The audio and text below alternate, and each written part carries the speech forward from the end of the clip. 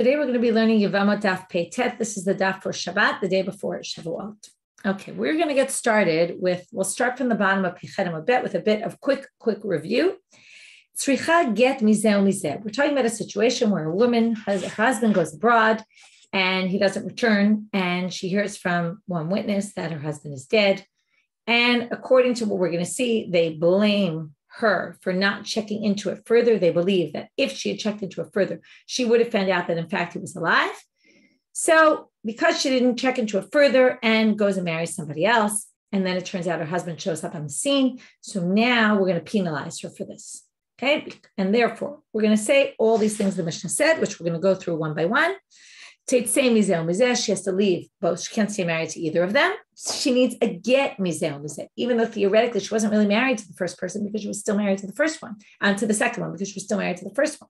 Right? Her second marriage is an invalid marriage, and yet we need her to get a get. We're going to see why. She doesn't get a ketuba, not the payroll, not the mazon, not the balaot. We're going to go into all that soon. Not from either one of them. And if she took from either one of them, she has to return. Okay, meaning he can claim it back. So now we're going to start with this word, tzricha get mizeh mizeh, about 7 lines from the bottom of Pei Chet Amud Bet. Bishlamami rishon tibai get. We understand what she needs to get from her first husband, because if she can't stay married to him and she was clearly married to him, obviously she needs to get. But misheni amat znupa almahu. It's just like sleeping with someone out of wedlock. She wasn't really married to him, so why does she need to get? We're worried that people will say, she got divorced from him and married that one. And what do you see? It seems like, in other words, if she ends up marrying somebody else, you're going to see she got out of this marriage without, in other words, they're going to see she married number 2. And then they're going to see that she goes and marries somebody else. And they're going to say, oh, look, you don't need to get divorced.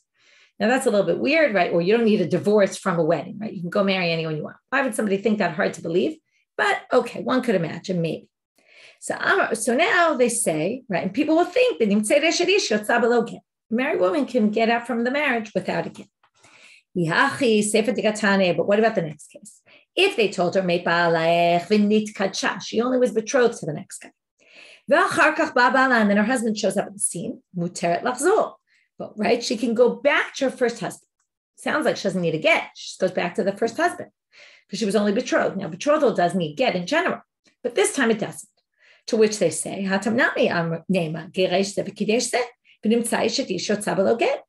here, I would even think all the more so. When you're only betrothed, maybe people will think you don't need a divorce. And then how do we allow this at all? So the answer, Lo'olam bayigit. Okay, right now we're going to assume case number 2 in the Mishna, where she got betrothed to the second husband. She can go back to her first husband, but only with a get. Even though it didn't say so, we're going to assume she needs a get. Otherwise, again, people will think, oh, look, you can get out of marriage without get. So but then basically if she needs a get, then it's as if she was engaged to the second guy, as if the engagement looks valid. And then it looks like he's returning a grusha, right? He's going back to his divorced wife because in other words, because they weren't together, even though there was no divorce, but it looks like he's going to return, right? Go back and remarry someone who was married to somebody else in the interim. You're not allowed to do that. Rabbi Yossi ben Kifar. No, the Mishnah holds like Rabbi Yossi ben Kifar, Da'amal, and Nisuin is Sulam, and Erusin Mutech. Right? From Erusin, you're allowed to do this. Okay? So now, meaning, Machzir Gushato is only a problem if you were married, not if you were only betrothed. So now, this leads us, okay, to the next part. Hamidikatan is Seifa, but wait, it also says at the end, assuming that he has to give her a get.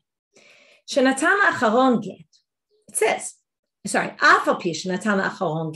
even if the second person, the second husband, after betrothal, gave her a get, even if, it doesn't disqualify her from kuna. Why? Now, any woman who gets a get is disqualified from the kuna. But this woman, her get, even if he gives her a get, which by the way implies he doesn't need to, but even if he were to give her a get, it doesn't disqualify her from the kuna. Why? Because it's not a get, it's useless. So if it's useless, we just said the rabbis instituted that you have to give her a get. That means it's a get. So Michlal did lo buy a get. From here, you can infer for sure she doesn't need a get. Do you buy a get? Because if it was, why isn't she disqualified from the kuna? Any divorcee. even if it's a get l'chumra, right? Unless there's unique circumstances, can't marry a kohen. So therefore they say, okay, ela seifa, the reason why you don't need a get in the second case, and in the case of kiddushin, we're now going to say you clearly don't need a get. That's clear. Now, why don't you need a get? Aren't we worried that somebody will think you can get out of kiddushin without a divorce? No. People will say the whole kiddushin must have been upon condition, and the condition wasn't met. And that's why, even though they'll see that they were betrothed, they'll assume the betrothal dissipated because there was a condition they stipulated that never came to fruition. So now they say, why don't you say the same thing in the beginning? Why can't you say the same thing with the wedding, with the marriage in the first part? If she doesn't get a divorce from the second guy, nobody will think that you can get out of marriage without it because they'll think it was done upon condition. So the Gemara answers, Kansua Rabbanan. Why is this? Because the rabbis instituted a knas. Okay? They wanted to penalize this woman for not checking into things. Now, obviously, you're going to have to ask, what about L'knesua? Why don't they also penalize her when she got betrothed? What's the difference? She went ahead and decided her husband was dead based on one person's testimony. She didn't check it out sufficiently. If we're going to penalize her, we're going to penalize her whether she was betrothed or whether she was married. What's the difference? So again, why are you making her get divorced only in the marriage case and not in the betrothal case? So they say there's a very big difference.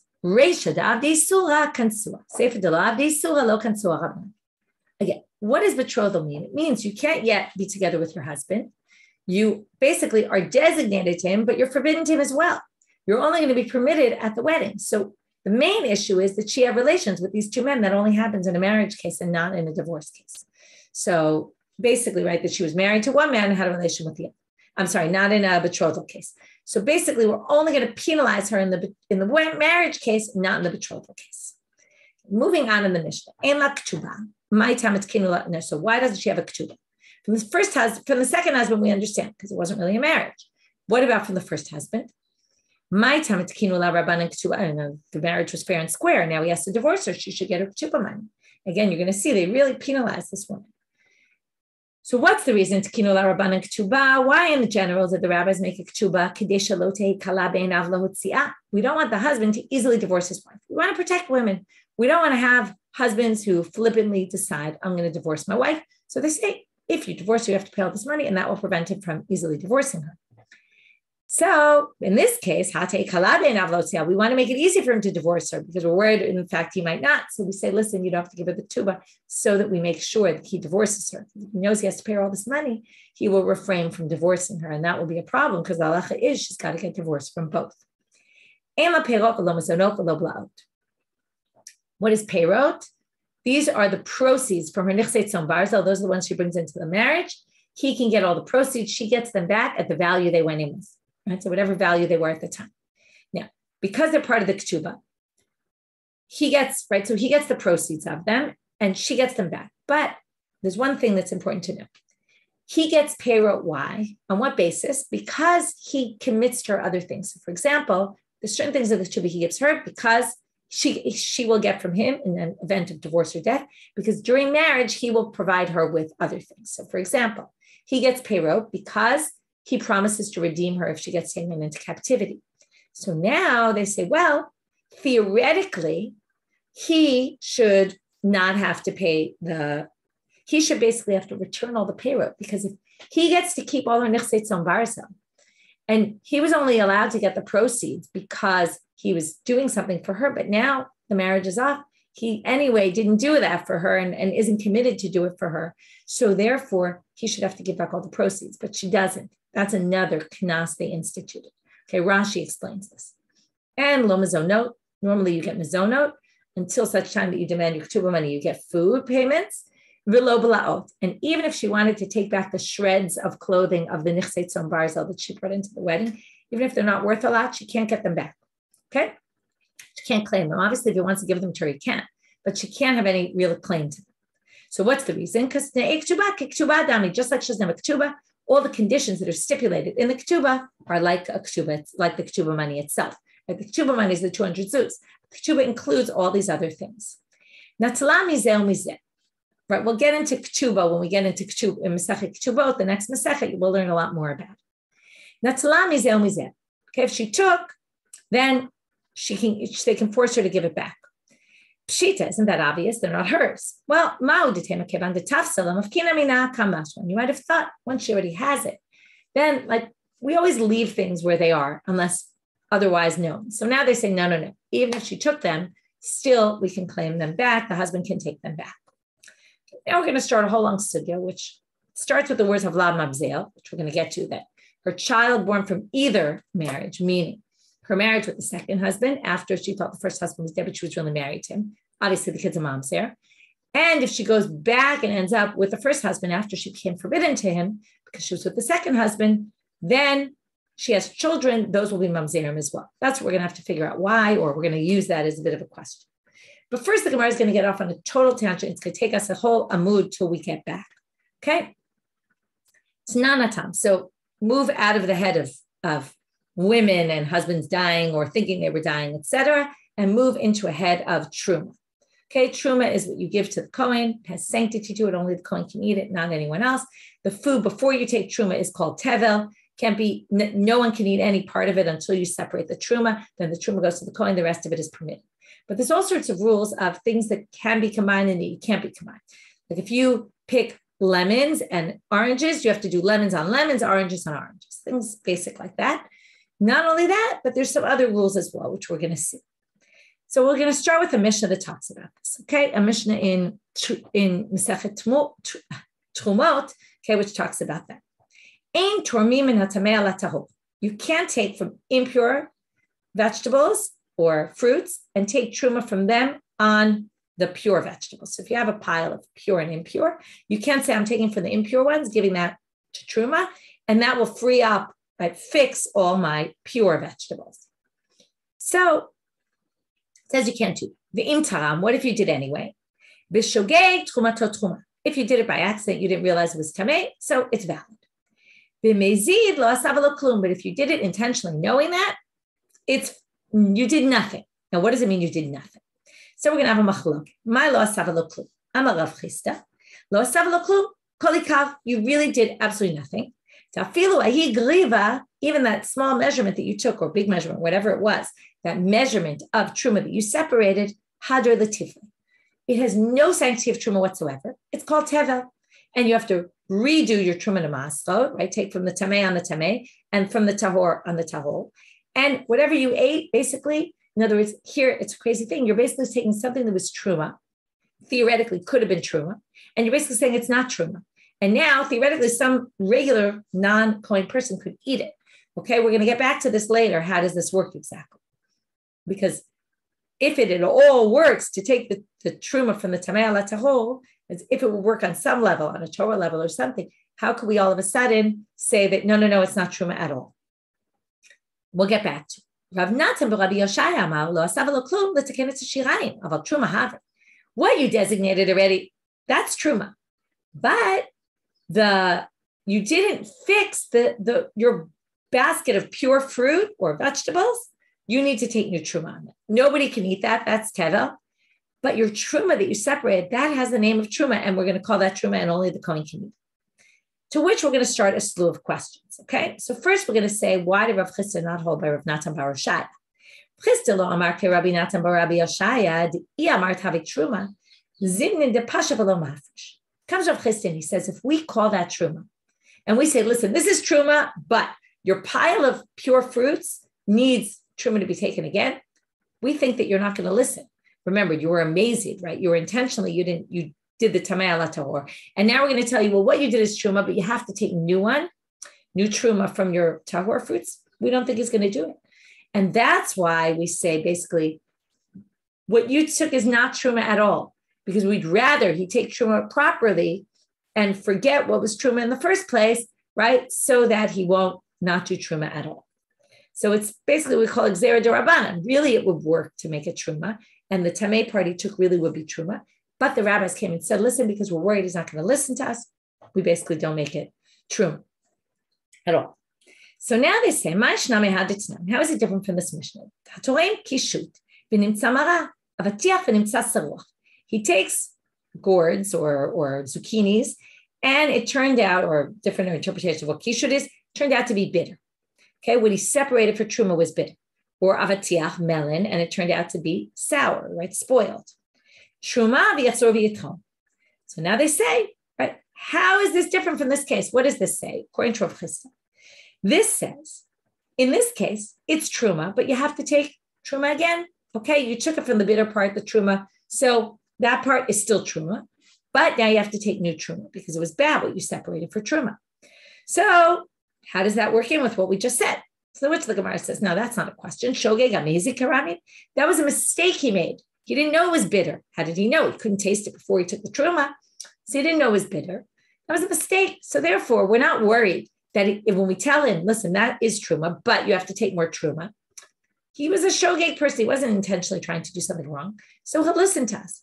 But the Mazik case where he intentionally took from the Tamei al Tahor, we're worried he's not going to listen to us. So those two cases are different. Shogeg lo avedi surah, Mazik avedi surah. The shogeg guy didn't do anything wrong. The Mazik guy, the one who intentionally, he did something wrong, and therefore we think he'll continue to do wrong. The Ram is shogeg as shogeg. But now we're going to bring other contradictions. The shogeg case, we already said, ein tromim na tamei al tahor. You can't take from tamei for tah.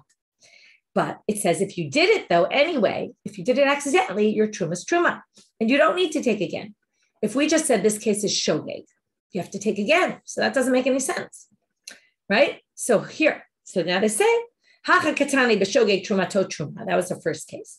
And hatam katani, the case with the kishut and avatiach, the melon and the gourds or the zucchinis, katani trumato truma v'yachzor v'yitcham. Different halacha, even though both are shogeg, right? First we distinguished shogeg mazik. Now we have two shogeg unwitting cases, right? It was accidental, he didn't realize. And yet one says it's totally fine. The other one says you still have to take more truma. So, hatam shogeg karov lemezi, tibayle lemitame. With the melon and the gourds, zucchinis, it was shogeg, but it was somewhat close to mezid. He should have known it was spoiled. Now, how did he know, right? It says he should have tasted it. Now, you can't taste it. If it's tevel, you're not allowed to eat it. So first of all, you could say maybe a little taste is okay. And because those things are known to get spoiled easily, you should have made sure. Another alternative is to say, some people explain, I think it was Tosfot, it says, you could take a little part on a little part, separate it, fix that part, taste it, make sure it's okay, and then do it on the rest. It's another possible solution. So that's why we're going to make him more responsible and take more truma again. But if he's fully shogeg, he had no idea that this was tamei at all, nobody told him it became impure, then we're not going to penalize him. Virame mezid amezid. Okay, well, we also have a problem with mezid amezid. Why? Hacha katani b'mezid lo asav lo klum. Now we're within Rav Chisda. Rav Chisda said again, tamei al tahor, you did it on purpose, nothing, right? It's totally useless. You didn't do anything. And hatam tanan in a different Mishna, okay, a Mishna in Demai, which is all about suffix truma cases. Hatorem she'en nakuv al nakuv. Okay, en nakuv means there's no hole. There's no hole. You have a potted plant. There's no hole in it, right? There's things growing that need truma. So you're only obligated in truma on a rabbinic level because it's not attached to the ground. If you want to take truma from there on something, right, on behalf of something that's attached to the ground, that's nakuv, it has a hole in it, and it therefore nourishes from the ground, well, if you did that, which you're not allowed to do, truma v'yachzor v'yitcham. You did it intentionally. It's truma, but you still have to take more truma. So now, here's a guy who did it intentionally, and yet we're not penalizing him. Right? We're not saying we're worried he's not going to listen to us, and therefore we don't even say that what he did is truma, like Rav Chisda said. We don't say lo asav lo klum. We say your truma is truma, but you have to take new truma to fix the eno nakuf, right? The nakuf, the one that's obligated by Torah law. So the answer, betray manitzayit b'chamani lo tzayit. This is in the contradiction. If things grew in separate places, and then you took truma from one on the other, and then we said that doesn't work, you need to do it again, we assume you're going to listen to us. But if things grew together, this was one crop, it's just some of it became impure and the rest of it didn't, then we're worried you're not going to listen to us. Well, the Rav Natsan Rabbi Oshaya damar lo asav lo klum. Okay, so what we did so far is we started asking questions. We compared two cases. We said, oh no, that's shogeg, that's mamzer, right? We're taking other Mishnah from Trumot and from Demai and comparing them. Then we said shogeg seems to contradict. Okay, we distinguished. Then we said we still have, right, two mazes that contradict. We resolved. Now that was all according to Rav Chisda.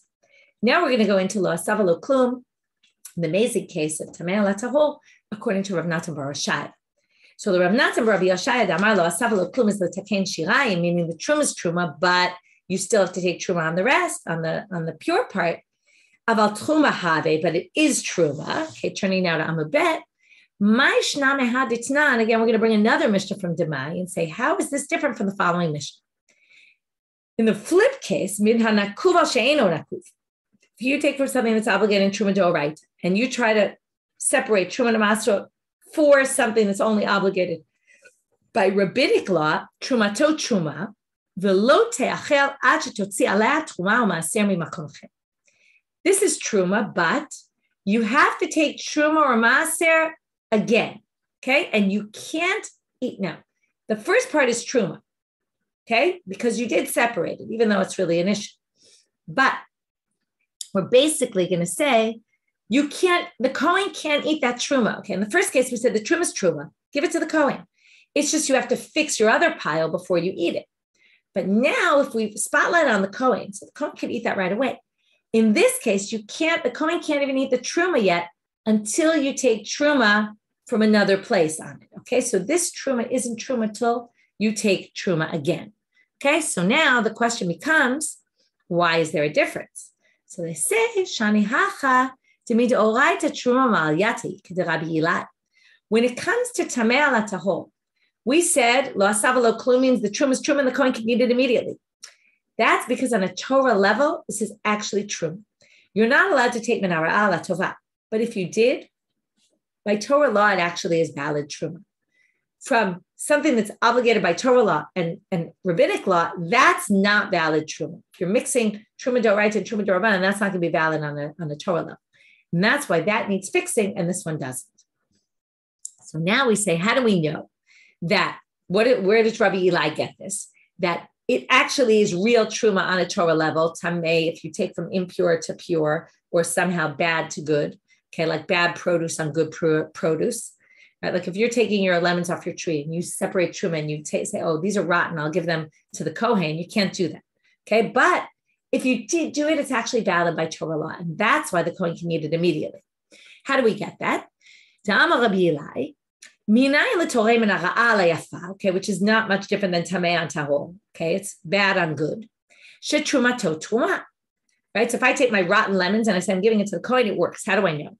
It says in the Torah, which means you won't get a sin when you take the good from it. That means if you take the bad and give it as truma, you will get a sin. Okay, but if you take the good, you won't get a sin. Now, they're going to prove in a kind of funny way, this proves that it works. Now, it's forbidden, but it works. It's effective. If we say when you take from the bad on the good, you didn't do anything. It's not even truma on a Torah level. Well, then what kind of sin could you get? You didn't even do anything. Right? It's an invalid action. It's not even called truma. So yeah, you give it to the kohen, but it's not even truma. So it's telling you, no, it's truma. But you're wrong for doing this, okay? And you get a sin for it. From here you can learn the truma. Okay, so that's how we distinguish between the case where you could eat it immediately, the truma, and the case where you couldn't eat it immediately until you fix it again. But it is true. So now, that was all. Okay, we got very distracted from our topic.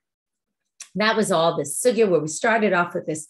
If you did it, it works. If you didn't, right, by accident, it works. If you did it on purpose, it doesn't work. And now we're going to focus on Rav Chisda, who said, if it doesn't work at all, your truma is not truma from the tamei ala tahor. Now, we just showed a minute ago that on a d'oraita level, it is truma. So now we have something very strange. And it's what Rabbi is going to ask Rav Chisda. Rav Chisda, you did nothing. Even the part you called truma, it goes back to being tevel, which means you can have a zar, a random person who's not a kohen eating truma, that on a Torah level is truma, but the rabbis say it's not, right? And why did the rabbis say? My time, it's all because we're worried that if we call it truma, he won't fix the problem and give the kohen real better truma. So on that account, we basically, right, they're now saying, well, read it inside, mi kamidi, is there such a thing? To me, the oraita have a truma, then on a Torah level, this is called truma. Umishum dilma pasha, because we're worried someone might sin and do the wrong thing, it won't fix the problem. Afkua Rabbanan lechulin. The rabbis are turning this truma, sanctity of truma. We've seen how much they treated it as such an important sanctity item. We're going to call it chulin. The chibetim, very, very famous, important line here, very basic to Judaism and the whole Gemara learning in general and the power of the rabbis. The chibetim matnin la'akor davar min haTorah. Do the rabbis have the power to uproot something from the Torah? In other words, this is an insane thing. How can the rabbis come and say what the Torah says is truma and is only permitted to a kohen? We're going to permit now, we're going to put it back, call it tevel, and make him take a separate thing of truma. And now these vegetables or fruits that were theoretically truma by Torah law, now someone else can eat them because in the end, they're not necessarily going to, right? They're not going to take the same fruits. They're going to take truma from other parts. And it's crazy. And this is a very basic sugya. It comes up in a bunch of different places. It also comes up in Gittim, for example, in the Tikkun Olam sugyot about, the rabbis really have the power to uproot something that's by Torah law. Okay. And this is a big question, right? And you'll see that people think, it's not a problem because that's the power of halacha, that the rabbis can come along and have more power even than Torah law. Okay, that's the really interesting part. So that's Rabba's question to Rav Chisda. Rabba obviously doesn't think so. So we're going to have a few different answers of Rav Chisda. We're going to have two today. The second one's going to split up into three parts, but we'll see two of the three parts today of the second one also. And then we'll continue in tomorrow's daf.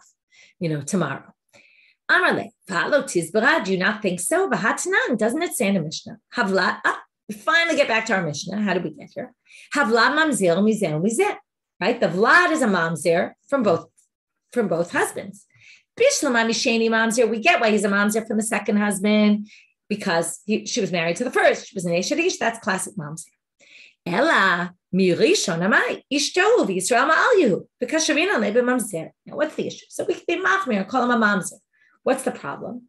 If he's called a mamzer, let's say, the rabbis say, listen, we're going to call him a mamzer, even though really he's not a mamzer. But then he's allowed to marry a mamzeret, right? He can marry another mamzer. We call him a mamzer. He's a mamzer. He can marry a mamzer. So we're going to override Torah law, basically, take someone who's not a mamzer, call him a mamzer because the rabbi said we're going to call this kid a mamzer to penalize. And then he's going to marry a mamzeret and override a Torah law. So the Gemara is going to add, right? Rabbi is going to say, in other words, and the fact that this is allowed, comes Rav Chisda and says, here you see it. Rabbis have the power. Comes Rabbi and he says, no. Amar le, hachi amar Shmuel. Asur b'mamzeret. V'chein ki ata Rabbi amar Rabbi Yochanan, asur b'mamzeret. Both Shmuel and Rabbi Yochanan said, no, he's a mamzer mid'Rabbanan. He can't marry a mamzeret. The only one we can marry who's a mamzer like him on a rabbinic level. That's who we can marry, a mamzeret like him. Mamzer. So why do they call him a mamzer if he's not really a mamzer? Well, to say he can't marry a regular Israelite woman. We're going to be strict with him, but we're certainly not going to be lenient, and that doesn't prove anything. Second attempt. So now Rav Chisda, you can imagine, he sends to Raba an answer. Biyad Rav Acha bar Rav Huna. I'm assuming Rava asked this question, and Rav Chisda was thinking about it, and later on, who knows how long later, he came up with another answer, so he sends it to Rabbi. What, you think they can't do this? They can't override the Torah? Of course they can. If a woman marries a minor, if he marries her when her father did the marriage, it's valid on a Torah level. We learned this when we talked about miyun, her ability to refuse. If her mother or brother marries her, it's only a rabbinic marriage, in which case she has the right to refuse when she gets to age 12. Question is, if that's a rabbinic marriage, let's say she dies, at what point can the husband inherit her? When does the marriage turn into a valid Torah marriage? So when she stands up in her height, that basically means she gets to the age of mitzvah and she has pubic hairs, right? 2 pubic hairs. That's the definition. When she goes into the chuppah, when she has relations with him. And then whichever one you hold by, which we're going to go into in a minute, v'yorsha, he would inherit her. Umitamila, if she dies and he's a kohen, he can become tamei to her. Truma, and she can eat, if she doesn't die, she can eat truma on account of being married to him at that stage, whatever that stage is, based on the 3 opinions. So let's go through the opinions before we even get to our topic. Just from erusin, she'll be allowed from engagement. We wouldn't usually say that. She obviously needs to get married. So they answer, okay. He requires both. She has to be of age and chuppah. Seems like Beit Hillel, and this is what we're going to see right now. This is what they said to Beit Hillel. You said as long as she goes to the chuppah, meaning she gets married. But I say, she needs chuppah, but I think she needs more than chuppah. It's only if there's chuppah and she's already of age. She's chuppah and she's underage, that won't turn the marriage into a doraita marriage, that all this would be permitted. Comes Rabbi Eliezer. What does he say? So now they say, wait a minute. Rabbi Eliezer, it sounds like all she needs to do is have relations with him. She could be 10 and having relations with him. But Rabbi Eliezer says, anything a ktana does, an underage woman, it doesn't have validity. So, because, right, ktanim are considered not, right, they're minors. So, okay, it means when she gets of age, she's basically building on Beit Shammai. When she gets of age and there's chuppah and she has relations with him, consummates the marriage. Okay, so now we have those three opinions. The main thing here, though, becomes, now this is the first part of the second source. Katanimiyat, Yorsha. Now, he can inherit her. Now they're going to say, in other words, what's the issue here? How can he inherit her if, let's say Beit Hillel, she's not even of age yet? The marriage is only derabanan, right? She still has the right to refuse. How could he inherit her? Right? Midoraita, her father's family should inherit her. So how could that possibly be? So what do you see here? The rabbis have the power to allow him to inherit, even though her father really, on a Torah level, her father's family should inherit her. So that the answer is not, Raba answers, that's not a good proof. This one is unique because hefker beitin hefker. There's a rule, the beitin has the rights to basically uproot property and move them from one person to another. So now we say, how do we know this? Shenema, we're going to bring two proofs. Sorry, the Amar Rabbi Yitzchak, minayin hefker beitin hefker. Shenema, as long as it's monetary, rabbis always have the power. How do we know this? Either to prove it from Ezra. In the time of Ezra, they called everybody, I think it was when people were intermarrying. And they called everybody to come and they said, whoever is married to a non-Jewish woman and doesn't come for those 3 days that we invited you, with the advice of the sarim and the zkenim, the important people and the elders, all your possessions will be in our hands. Okay, we're going to confiscate everything of yours. You will be separated from the people. They're basically excommunicating them. And what do you see here? They have the power to take money from people. So that gives the rabbis the power to move things from one place to another. Rabbi Elazar brings a different proof. This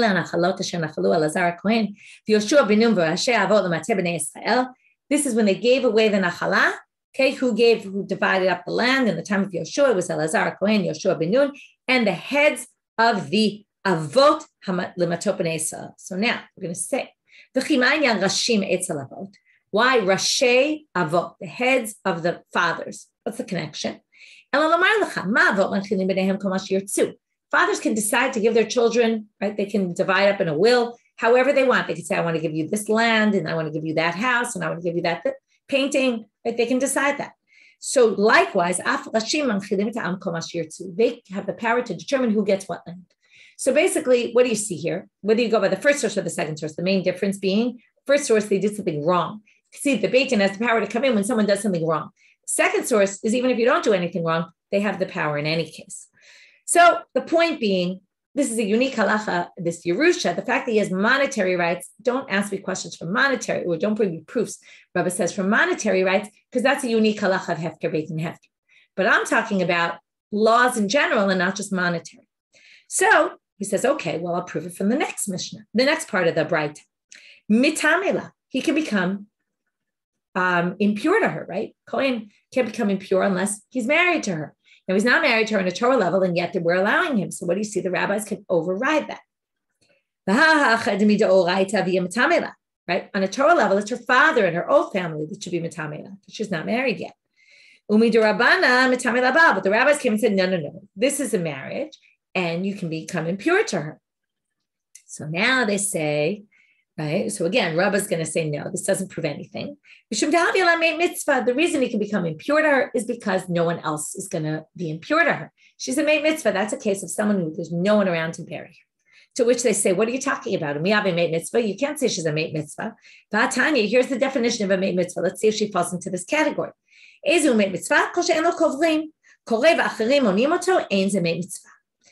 who doesn't have anyone to bury him. If he calls out and they'll answer him, or she'll call out and they'll answer her, that's not a mate mitzvah. Now, this woman has family. It's not like she doesn't have any family, right? They betrothed her to this guy, so she has family. So what do they say? No. Rabbi says, no. This is a mate mitzvah. Since the rabbi said they're not going to inherit her,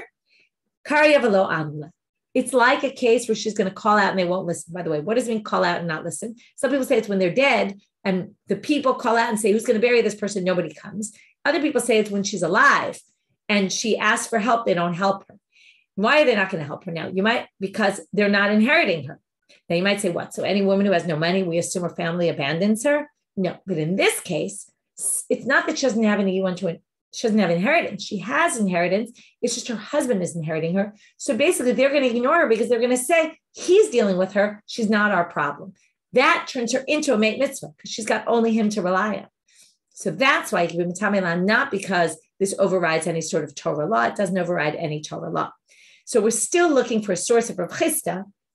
In the next shiur, we're going to try from the last part of that source, but still we're not going to, which is Oshaya truma. She can eat truma, right, on his account. Well, what about that one? Rabbi's going to reject that as well. And then we're going to bring some other sources to try to prove Rav Chisda with this very, very important principle, right, or question. Do the rabbis have the power to uproot Torah law or not? With that, we will finish. Wishing everyone a Shabbat Shalom and Chag Sameach.